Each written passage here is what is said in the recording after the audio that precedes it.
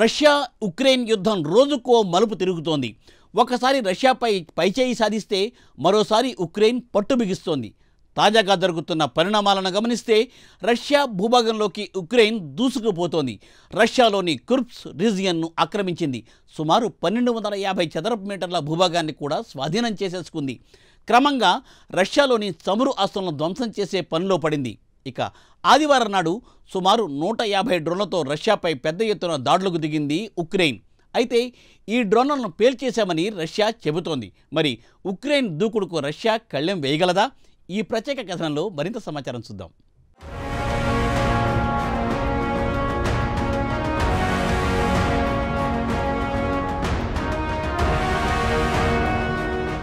ఉక్రెయిన్పై Russia యుద్ధం మొదలుపెట్టి దాదాపు 2.5 సంవత్సరాలు దాటిపోయింది. అయినా ఇప్పటికీ యుద్ధం ఓ కొలికొచ్చే పరిస్థితి కనిపించడం లేదు. ఇటీవల కాలంలో రష్యాపై క్రమంగా ఉక్రెయిన్ ఒత్తిడి పెంచడం మొదలుపెట్టింది. ఆదివారం నాడు ఏకంగా 150 ఉక్రెయిన్ డ్రోన్లను కూల్చివేశామని రష్యా చెబుతోంది. దీన్ని బట్టి చూస్తే ఉక్రెయిన్ రష్యాపై భారీ ఎత్తున దాడులకు పాల్పడుతోందని తెలుస్తోంది. ఈ యుద్ధం మొదలైన తర్వాత ఈ స్థాయిలో కీవ్, మాస్కోపై విరుచుకుపడ్డ సంఘటనలు గతంలో ఎన్నడూ కనిపించలేదు. రష్యాలోని 15 రీజన్లలో ఉక్రెయిన్ మొత్తం 158 డ్రోన్లతో విరుచుకుపడింది. వాటిలో 2 రష్యా రాజధాని మాస్కోపై కూడా డ్రోన్లతో దాడికి తెగబడింది జెలెన్స్కీ సేన.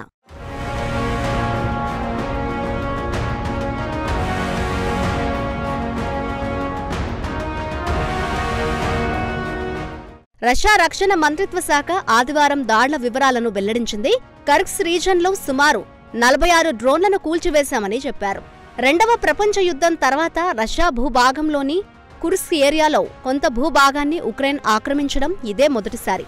అలాగే 34 డ్రోన్లను బ్రయాన్స్క్ రీజన్లో కూల్చివేశామని, 28 డ్రోన్లను వోరోంజ్ రీజన్లో, 14 బొలోర్డో రీజన్, ఇది ఉక్రెయిన్ సరిహద్దుల్లో ఉంది, వాటిని కూల్చివేశామని రక్షణ మంత్రిత్వ శాఖ పేర్కొంది. మొత్తానికి చూస్తే ఉక్రెయిన్ రష్యాలోని 15 రీజన్లపై డ్రోన్లతో దాడులకు తెగబడింది. మాస్కో మేయర్ సెర్గీ సోబియానిస్ కూడా ఆదివారం నాడు స్పందించారు. డ్రోన్లను పేల్చివేయడంతో ఆ శిఖలాలు నగరంలోని చమురు రిఫైనరీపై పడటంతో దానికి మంటలంటుకున్నాయన్నారు.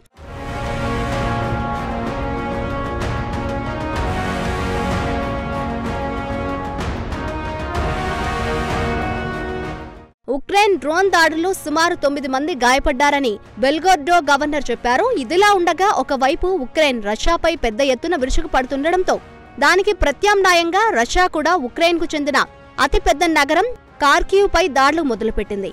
ఉక్రెయిన్ అధికారుల సమాచారం ప్రకారం ఆదివారం నాడు జరిగిన దాడుల్లో కనీసం 10 క్షిపణులు ఖార్కివ్ రీజన్లోని పలు ప్రాంతాల్లో పడ్డాయని, ఓ షాపింగ్ మాల్ ధ్వంసమై కనీసం 44 మంది గాయపడ్డారని తెలిపింది.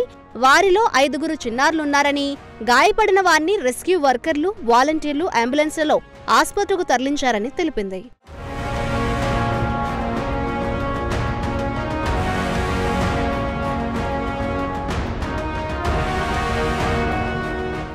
రష్యా క్షిపణుల దాడుల్లో ఖార్కివ్లోని ఓ పెద్ద మాల్ ధ్వంసమైంది. ఎక్కడ చూసినా గాజు పెంకులు కనిపించాయి. ప్రజలు ప్రాణాల అరచేతిలో పెట్టుకుని మెట్రో స్టేషన్లోకి పరుగులు పెట్టారు. ఇక ఉక్రెయిన్ డ్రోన్ల దాడుల విషయానికొస్తే ఫ్రంట్ లైన్ నుంచి రష్యా గుండెకాయ్ మాస్కోపై కూడా దాడులు చేసే స్థాయికి చేరుకుంది. రష్యా దాడులను నిలువరించడానికి తాము మాస్కోపై దాడులు చేయాల్సి వస్తోందని ఉక్రెయిన్ ప్రెసిడెంట్ జెలెన్స్కీ ఫేస్బుక్లో రాసుకొచ్చారు. ఈ ఏడాది ప్రారంభం నుంచే ఉక్రెయిన్ క్రమంగా రష్యాపై పట్టు బిగించడం మొదలుపెట్టింది. ముఖ్యంగా చమురు స్టోరేజీ ట్యాంకులను, రిఫైనరీలను లక్ష్యంగా చేసుకుని దాడులకు పాల్పడుతోంది. రష్యాను ఆర్థికంగా దెబ్బతీయడమే ఉక్రెయిన్ లక్ష్యంగా కనిపిస్తోంది.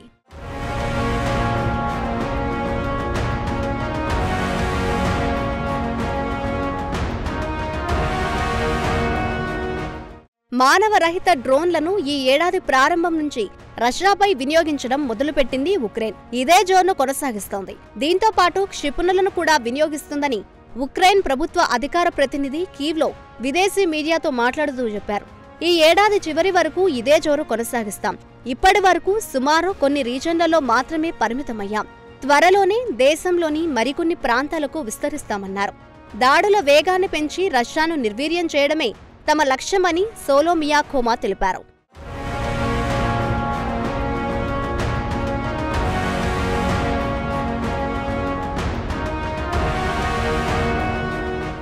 ఇక ఇదిలా ఉండగా ఆదివారం నాడు రష్యా రక్షణ మంత్రిత్వ శాఖ ఒక ప్రకటనలో ఉక్రెయిన్లోని డోనోస్క్ రీజన్లోని పివెన్చి, యుమికి పట్టణాలను తమ అదుపులోకి తీసుకున్నామని ప్రకటించింది.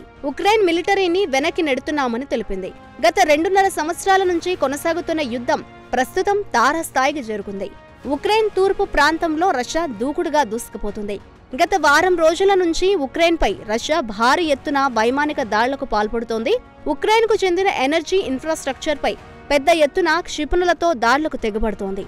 దీంతో వేలాది మంది పౌరులతో పాటు మిలిటరీ కూడా చనిపోయారని రష్యా చెబుతోంది.